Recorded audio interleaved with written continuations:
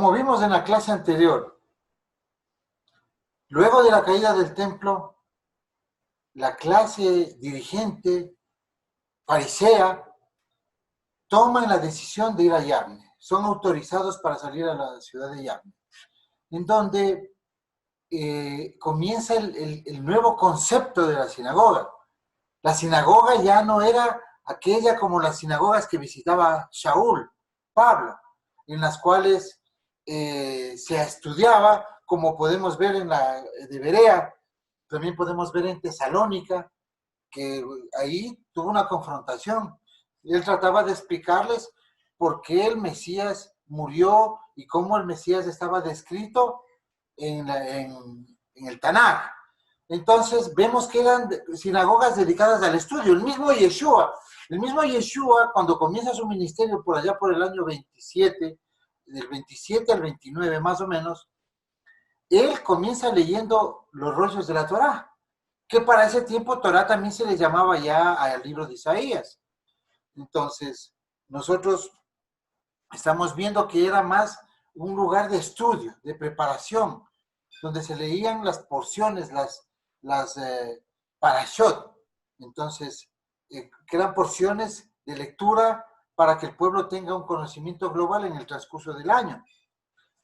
Así es que vemos este concepto nuevo de sinagoga. ¿Qué sucede? Algo diferente. Están sin templo. Ellos están en Yavne. El corazón de Israel, el templo está caído. Están en manos del imperio toda la situación política de Judea.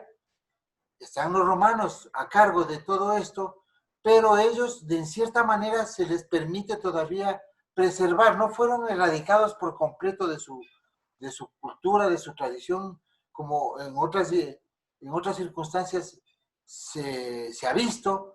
Entonces vemos aquí que empieza la sinagoga a ocupar funciones que tenía anteriormente el templo, como el ritual, y comienzan a hacer la manera interpretativa, extraterritorial, de cómo funciona ahora el judaísmo sin el templo. El mismo sacerdocio levítico, el cual tiene un protagonismo en la enseñanza de la Torá, en la impartición de las bendiciones, en el organigrama que se establece la Torá como para ser quien ministra el servicio. Entonces ahora viene a ser parte de aquello, una nueva clase, la clase rabínica, que toma cuerpo. Y esto nosotros podemos observar claramente en Yavne. Recordemos que aquí ellos ya siguen al erudito.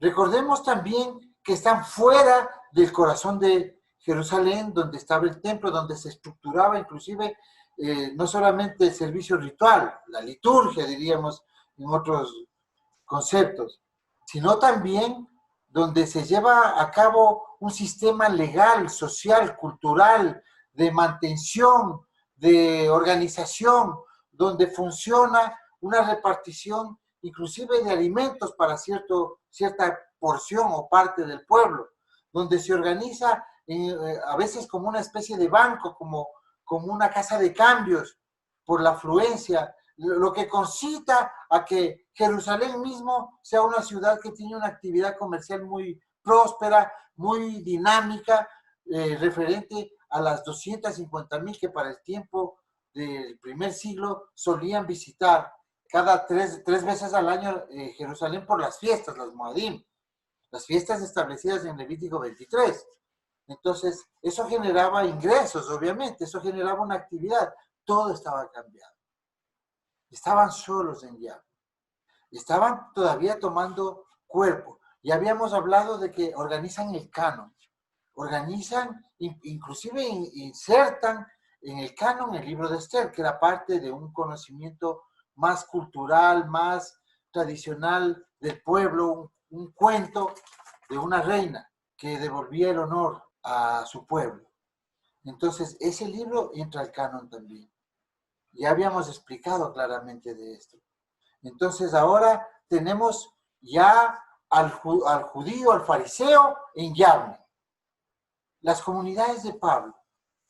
las comunidades ya ahora también de ciertos discípulos como Juan, Yohanan, que salen de los límites de Judea, ellos empiezan ya sus reuniones, como ya venían siendo influenciados por la persecución política que existía sobre Israel, ellos empiezan a reunirse en las casas.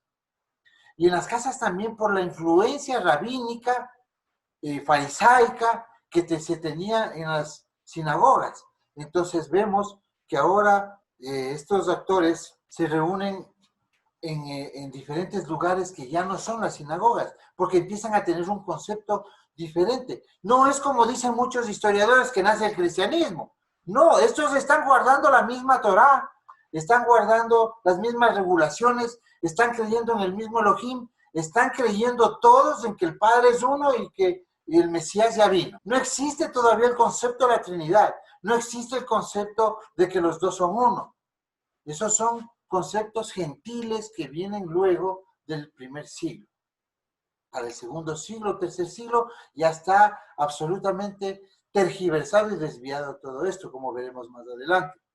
Hoy vamos a ver también hasta la rebelión de Bar Kokhba y qué pasó con la comunidad israelita nazarena. Muchos están en las montañas resguardados. En el futuro vamos a ver que ellos no pueden aliarse a la revolución que están haciendo los judíos porque ellos están nombrando mesías que no corresponden a sus principios y sus creencias. Además, la comunidad judía es la más afectada porque tiene un desconocimiento de lo que va a pasar con este contexto de haber dejado de tener un templo. La comunidad nazarena no así. ¿Por qué? Porque la comunidad nazarena tiene conocimiento de que el templo iba a pasar algo con aquello. Tenía el anticipo de su maestro, a quien ellos seguían, de Yeshua de Nazaret. Dijo que no iba a quedar piedra, que eso iba a caer, que ellos tienen que salir. Entonces les dice, no confronten, no vas a ganar, tú te vas. Entonces empieza eso también a formar parte del crecimiento exponencial que tienen los creyentes en Yeshua. En que es un israelita que ha venido no para fundar algo nuevo, sino que es el esperado que ya vino. Nada más. Eso es lo único que cambia. Luego veremos cómo se va acoplando estos golpes sociales y políticos, cómo influyen en las congregaciones de Pablo que se van desmembrando de su raíz original. Ahora sí, nosotros también podemos saber que el pueblo, el judío, el que está en Yavne, tiene todavía esa proclama de buscar la libertad, lo cual implica que tienen que prepararse. Ellos también vienen inspirando en los jóvenes, en las generaciones, esa libertad que proclama que un Mesías vendrá a libertarlos. Es aquí donde se divide, hay una bifurcación entre el movimiento israelita nazareno y el movimiento judío, que no cree que ya vino el Mesías. Porque los unos tienen que seguir luchando por la libertad y los otros esperando por su libertador, que ya vino y está anticipado. Ese es el concepto. Probablemente usted no tenga un conocimiento de esto, pero esto es lo que narra la historia. Esto es lo que hoy podemos rescatar de la historia. Esto está datado, determinado, y si nosotros leemos todas las escrituras de una manera lineal, vamos a encontrar este concepto. El cristianismo todavía no nace. Luego de la tercera revuelta judía, comienza con la persecución, con el golpe de la persecución, a nacer el cristianismo. Entonces ya vemos que la rebelión de Bar Kokhba viene luego de una rebelión no menor, en el año 114, contra Trajano. Trajano era el emperador de turno. Con engaños empiezan a dividir al pueblo y les ofrecen un templo. Total, no cumplen. Adriano, que es parte de Trajano, que se conoce, bueno, hasta de qué manera se relacionaban los dos, pareja, se dice. La historia narra esto y no es raro en el tiempo aquel de los emperadores, todo este tipo de prácticas. Entonces, cuando está Adriano, ya en el año 132 al 135 vemos la revuelta. Para esto aparece en escena un rabino llamado Akiva, el cual hasta los 40 años no tenía muchos conceptos de esto. Es muy nombrado es de los Tanaítas, de los nombrados en el Talmud, en la Mishnah. Entonces, luego vamos a ver la influencia de Akiva también en el pensamiento filosófico judío. Y vemos que este muere también por la revolución, obviamente, y de una manera muy cruel, lo que hizo Roma con Akiva. Él dice, el general Bar Kokhba es el Mesías. Cuando él proclama al general Bar Kokhba como el Mesías, muchos de las congregaciones de Pablo, que estaban investidos también del nacionalismo, obviamente ellos hacen un pie a un lado y pierde fuerza el movimiento revolucionario. Vamos viendo cómo se va planificando un escenario. Ellos ya vienen preparándose, no es algo que sale de la noche a la mañana. Ellos tenían la esperanza de que todo esto iba a suceder tal cual sucedió 130 años antes, como con los macabeos. Porque en la segunda revuelta del año 114 al 117, vemos que ellos estaban preparados. Y luego cesa la revuelta, son engañados por los romanos y por los medos, y ellos siguen preparándose porque encontramos cuevas, encontramos lugares donde ellos se atrincheraban, se encuentran vestigios, existe la arqueología que está datado, ha manifestado todo esto. Pero hay algo fundamental que hiere el corazón de todos los judíos, incluyendo parte de los creyentes en el Mesías Yeshua, para ellos, que toma unas decisiones extremadamente drásticas, Adriano, porque él dice que ya no va más, que han pasado muchos años, dos rebeliones anteriores, y él decide cambiar el nombre de Jerusalén, milenario, un nombre milenario, y decide romanizar a Jerusalén. Obviamente ya viene también la influencia del helenismo, que está mezclado con el romanismo, porque el uno tuvo influencia sobre el otro y vienen acarreando esta doctrina ante una cultura que estaba totalmente arraigada en los principios legales y filosóficos de la Torá. Un pensamiento absolutamente original. Entonces, vemos que cuando le cambia el nombre a Helio Capitolina, prohíbe la circuncisión, prohíbe guardar el Shabbat, que eso para un creyente en el Elohim de Israel es absolutamente duro, difícil de asimilarlo, incluyendo la comunidad nazarena, que está guardando Shabbat de ese tiempo. La comunidad nazarena guarda el Shabbat, como vamos a ver la declaración de Epifanio en el libro Parañón. Él habla de una congregación nazarena que ya tiene 300 años y que viene guardando todas las reglas del judaísmo, pero creen en el Mesías, dice. Son herejes. Para él, obviamente, desde su perspectiva, son herejes, porque están guardando las normas de la Torá, las normas alimenticias, están guardando los principios morales, el día del reposo. Entonces, existe la evidencia histórica de esto. Comienza una serie de ataques de soldados. Esperaban ellos que los judíos de la diáspora, al igual que en la gran revuelta del año 68-70, se levantaron en todo lado, en Atenas, se levantaron en Alejandría, en Egipto, la comunidad muy grande que había en Egipto, que más o menos, según un historiador, como veremos, un historiador del siglo XX, dice que habían 5 distritos en Alejandría, de los cuales 2 pertenecían a judíos. Judíos que no hablaban hebreo, muchos, pero estaban guardando los preceptos de la Torá a su manera extraterritorialmente también. Entonces, ellos en la tercera revuelta esperaban el apoyo de esas comunidades en el exterior. Así es que no sucede, porque es un levantamiento local, pero es muy drástico, muy fuerte, muy frontal. Mueren 500,000 personas. Y unos dicen que 1,000,000 de personas. Cuando acuñan monedas con estos manifiestos de rebeldía, de rebelión, los romanos matan y arrasan con todo. Entre ellos está Rabí Akiva. Mueren más de 500,000 de judíos. Como les habíamos dicho, algunos dicen que pudo haber llegado hasta 1,000,000. Los romanos envían miles de soldados desde lugares remotos para apoyar al ejército de Roma. Luego de la tercera revuelta judía, son extremadamente sometidos. A pesar de todo de ese extremo al que se llega, se les permite guardar su religión. Obviamente sin Shabbat, sin circuncisión, porque ellos no comprenden la magnitud que tiene esto en sus costumbres, en sus tradiciones. Así es que vemos que tienen autonomía religiosa, aunque con ciertas limitaciones que no son pocas.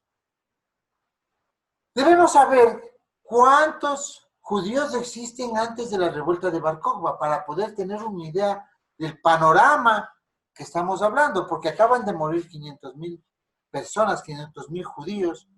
Entonces, se cree que en Roma en el siglo I habían decenas de miles de judíos dispersos.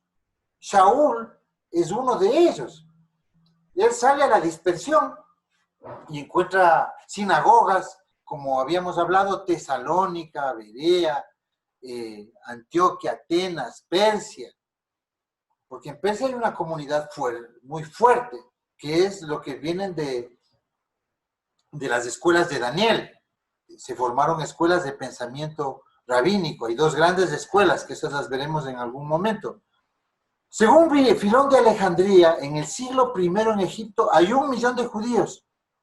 Existen 5 distritos en Alejandría, de los cuales 2 distritos son solo de judíos. Según Jan Juster, este historiador del siglo XX, en el año 50, más o menos, del primer siglo, en el Imperio Romano vivían de 55 a 70 millones de personas. Entre 6 y 8 millones eran judíos y temerosos de Elohim. ¿Qué es un temeroso de Elohim? Una persona que no hace circuncisión, que sabe que no puede guardar todos los preceptos, pero ellos están conscientes y conocedores del Elohim de Israel. Entre ellos ya podemos estar viendo a la comunidad israelita nazarena.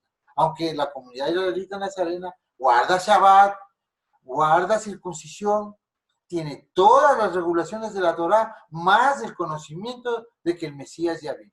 Ese es el punto que difería. El cristianismo todavía no nace.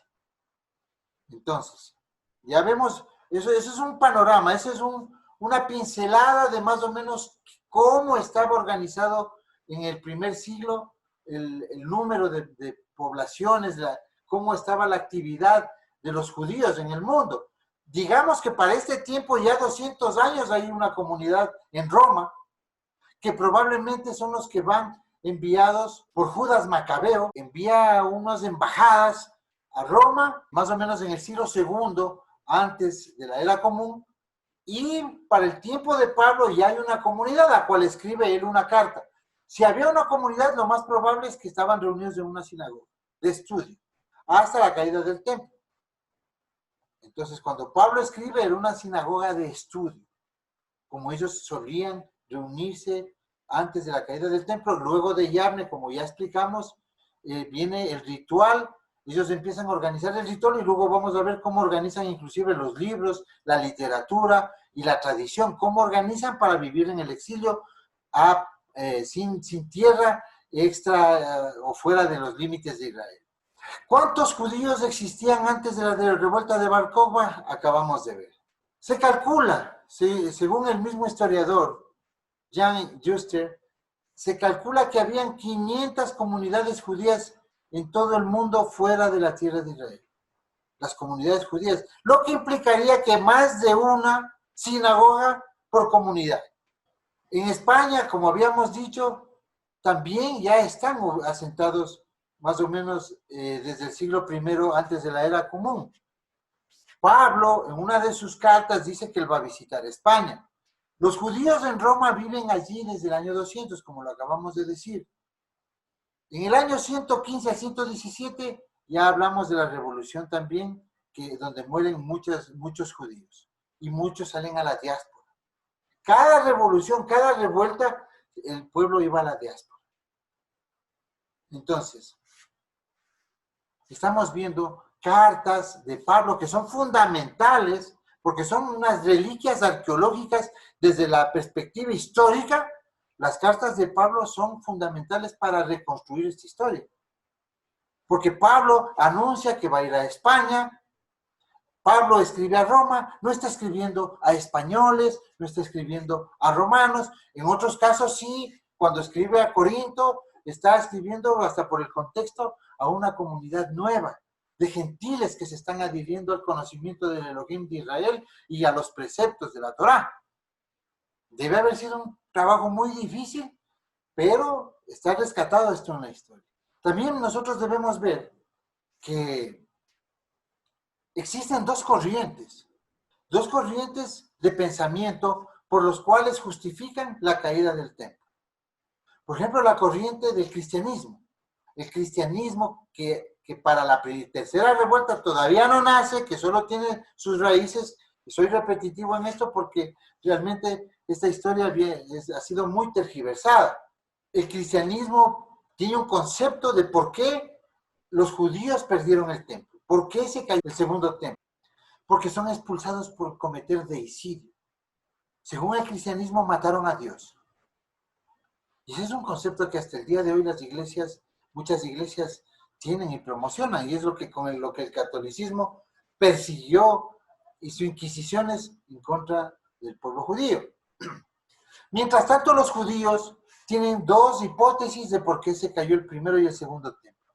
El primer templo se cayó por la idolatría, y el segundo templo por el odio infundado, el odio entre judíos. Los dos conceptos realmente no van. Cuando nosotros vemos desde la perspectiva nazarena, no cristiana, nazarena, de las comunidades del primero y segundo siglo, ¿por qué ellos sabían que se tenía que caer el templo? ¿Por qué cayó el templo? Para que venga un sacerdocio que permita la expiación por tribus que no estaban presentes cuando vino el Mesías, la primera vez, cuando vino Jesús, Yeshua. Porque necesitamos saber que como estuvo el templo en pie, hubo un cordero. Este es el argumento nazareno. Cuando cayó el templo, nunca más va a haber un cordero sacrificado de la misma manera oficial, por un sacerdocio, en presencia de testigos, en el lugar específico, en el sitio donde debía cumplirse esa moedim de Pesaj, de Pascua. Entonces, ellos entendían la caída del templo. Y ellos sabían que si no cae el templo, el sumo sacerdocio no podría tener efecto en otro orden. Esto está explicado en la Carta a los Hebreos. Obviamente quitándole todas las interpolaciones del catolicismo, donde anulan los sacerdocios, anulan absolutamente todo el servicio al Eterno de acuerdo a cómo se venía regulando.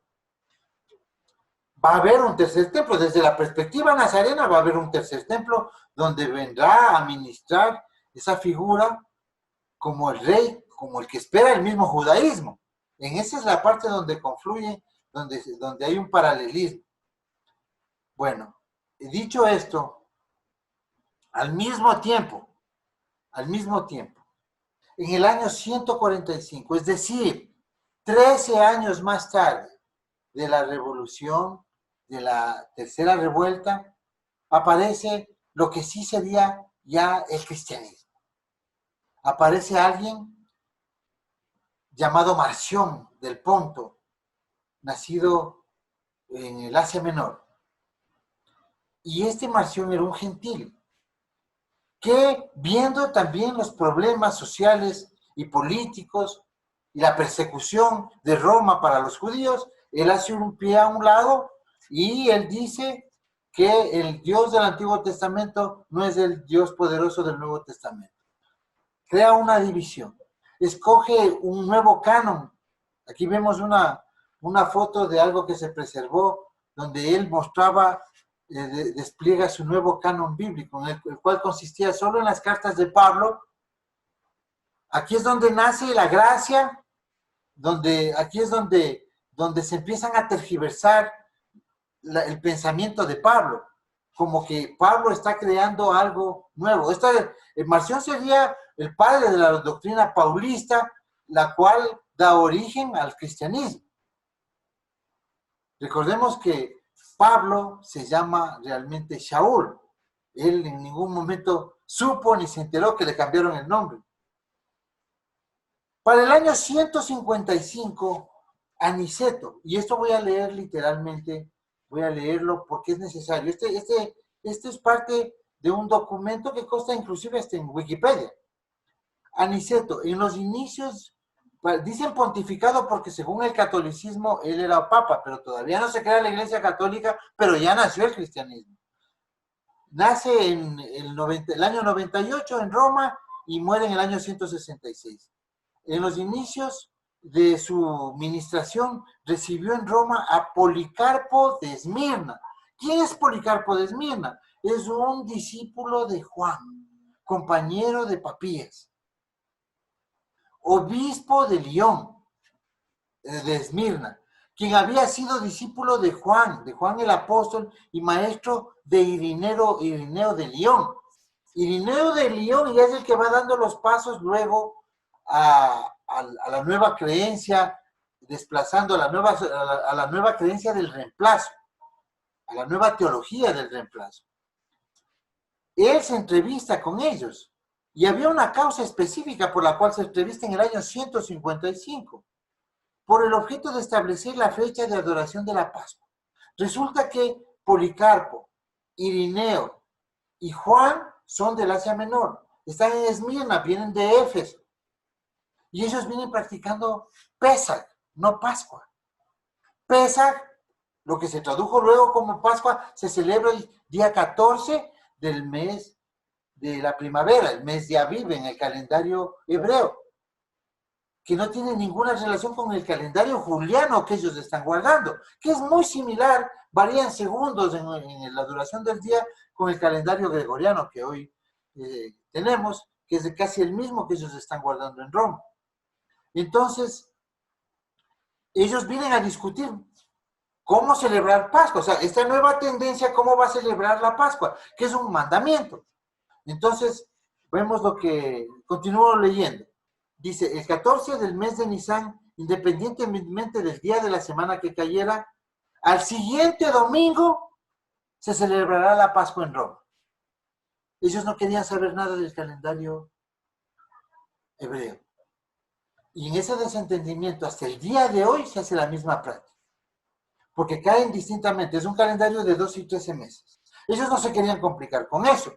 Entonces ellos, el siguiente domingo de la Pascua de Oriente, concilian con Policarpo de Esmirna. Concilian y llegan a un acuerdo que no hay problema, tú celebras el 14 del mes del calendario hebreo y yo celebro el siguiente domingo de lo que tú celebres. Eso es lo que dice Aniceto, que es catalogado como uno de los padres del cristianismo. Les llamaban cuarto decimanos, la práctica que tenían en Oriente. Luego de muchos años va a tener una repercusión impresionante. Estos se van a empezar a matar por el tema de la Pascua, el arianismo y las escuelas del pensamiento cristiano como las de Alejandría y las de Antioquía, de Oriente y Occidente. Entonces, en los concilios posteriores van a tener conflictos. Y es así como estamos viendo que empieza una tergiversación increíble. Un compañero de Aniceto es Justino Mártir, nacen en el mismo año, nace en Flavianápolis, lo que sería Siquem, que es una ciudad bíblica pero gentil.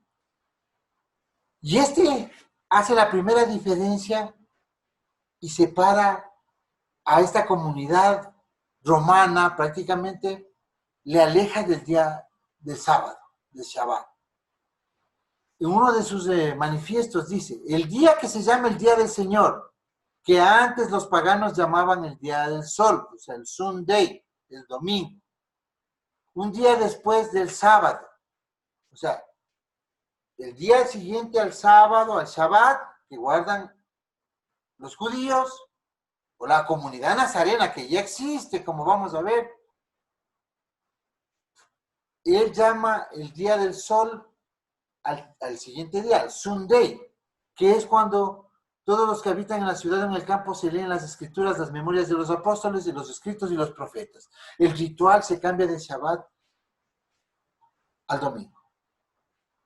Porque la sinagoga, ya vemos que ellos hacían el ritual en Shabbat. Pero ellos ya quieren ir más lejos. Separan el Shabbat y lo cambian por el domingo. Entonces, esto no es, algunos pensadores, algunos, en la religión, mejor dicho, se cree que fue Constantino quien hizo estos cambios. Realmente él confirmó y les dio autoridad y legalidad a una nueva iglesia universal, sería en ese tiempo, la iglesia católica. Ellos no. Ellos son los primeros que van estableciendo el rompimiento, la ruptura con la fe original que tenían los discípulos nazarenos. Este señor escribe un libro, se llama Diálogo con Trifón. Probablemente es el rabino Tarfón, que es contemporáneo con él. Entonces aquí comienza la discusión de la gracia versus la ley. Que ya están en gracia, liberados de la ley por la gracia. Algo completamente antagónico con lo que dicen las escrituras. No estamos hablando de mi pensamiento, estamos haciendo una clase histórica, pero que resalta una confusión, porque de eso se trata contar la historia, para tener certeza de lo que estamos viviendo y pisando suelo en verdad, con conocimiento, con lo que la ciencia tiene para hoy. No podemos mantener una doctrina teológica como historia, cuando la metodología científica se va contra todo esto, la metodología para reconstruir una historia. Ya estamos viendo una entidad absolutamente separada en lo más fuerte. Y viene algo aún peor. Viene Eleuterio, en el año 178. Han pasado, ya están en la diáspora, ya nació el cristianismo, ya no guardan el Shabbat, separaron algunos libros del canon, volvieron a poner otros libros, a tomar el canon de Yavne, lo tomaron la siguiente generación de Marción, declararon a Marción del Ponto hereje para el catolicismo, para lo que sería luego el catolicismo, para el cristianismo, porque no existe, ahí no existe un cristianismo protestante, ahí estamos viendo el origen de todo el cristianismo, llámese protestante, llámese otro lineamiento, pero este es el origen de la teología del reemplazo, que básicamente es lo que une a todo el cristianismo, a todas las corrientes cristianas. Existen más de 40,000 en la actualidad, comunidades cristianas, denominaciones, las cuales les une un pensamiento. Primero, tener un libro único de entendimiento, y segundo, tener la suplantación de las promesas y los dones, los regalos. O sea, vemos ahí que ya existe un rompimiento. San Eleuterio, él ya era un tipo obispo. Todavía no se declaran obispos. El que le sigue a él ya toma un control. Él todavía conciliaba con las diferentes corrientes cristianas de pensamiento, incluyendo con los de Oriente. En el año 177 viene el martirio de León, el cual a los cristianos habían pasado más de 100 años, más de, digamos, 130 años desde la resurrección.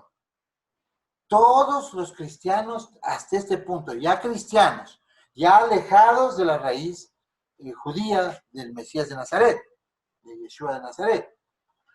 Estos cristianos todavía respetaban Levítico 11, la dieta de Levítico 11, los preceptos alimenticios de la Torá. Ellos guardaban. En el martirio de León del año 177 se perseguía a cristianos, y la manera de identificarlos era poniendo un bocado de cerdo en su boca. Ellos no comían porque había fidelidad. Sabemos, entendemos todo eso. Entonces, el año siguiente, a pesar de que hubo muchos muertos, miles de muertos, este Eleuterio permite que se cambien las regulaciones, aduciendo de que todos esos alimentos prohibidos estaban anulados en la cruz. de que eso era simbología del pecado, de que ahora ya Jesús pagó las culpas y se puede comer de todo. Y comienza algo ya extremadamente diferente, ya rompió con todo, con el poco cordón umbilical que le quedaba con la raíz original de la fe hebrea, de la fe judía, de la fe de quien ellos seguían, del Mesías de Nazaret. Y es así como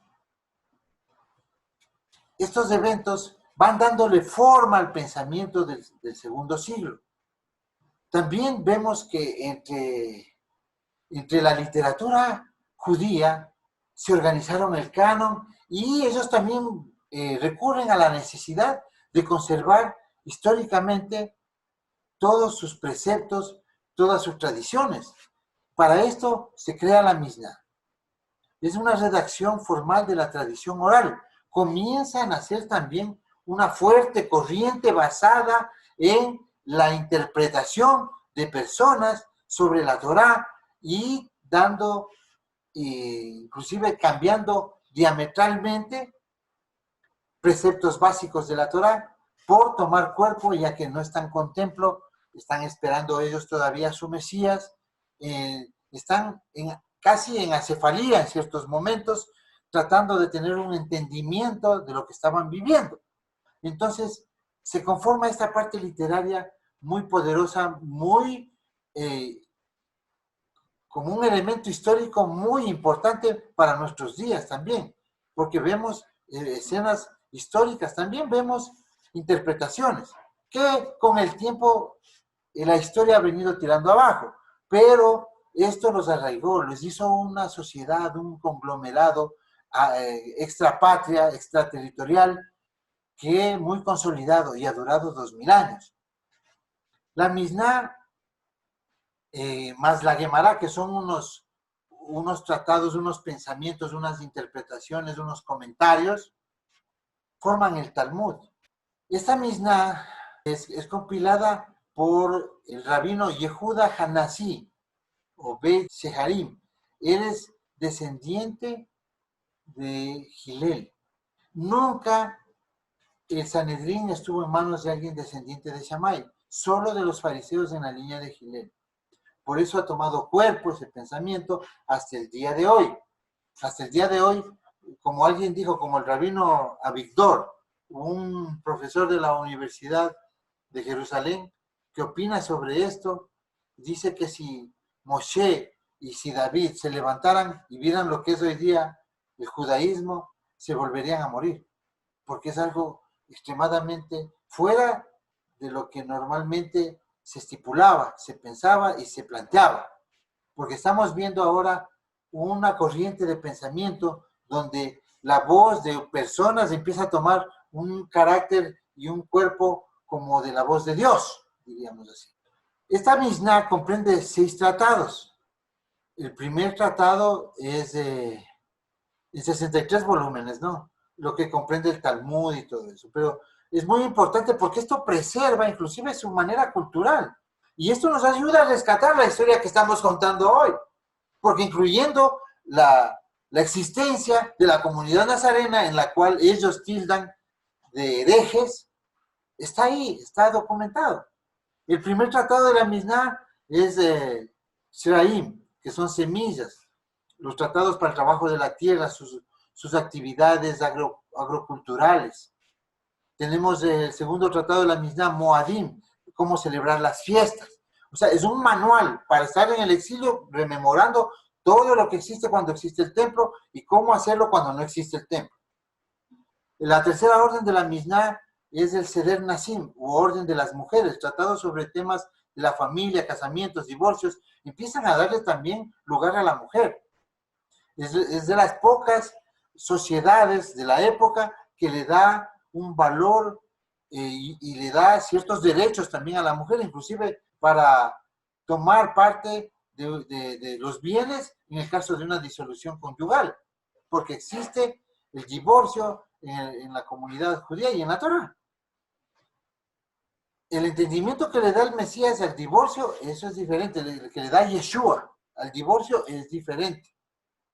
porque él no niega que el divorcio es válido, pero le da un entendimiento más rígido, más sólido, más contundente para no dejar en abandono a una mujer. El cuarto de la misión dice Nesikim, son daños y perjuicios tratados sobre daños premeditados, negligencia, derechos y obligaciones. ¿Sí? Vemos una estructura, un manual con el cual ellos van a enfrentar la diáspora. Quinto orden de la Mishnah, Kodeshim, santidades. Son tratados relacionados con el ritual, relacionado todo al templo.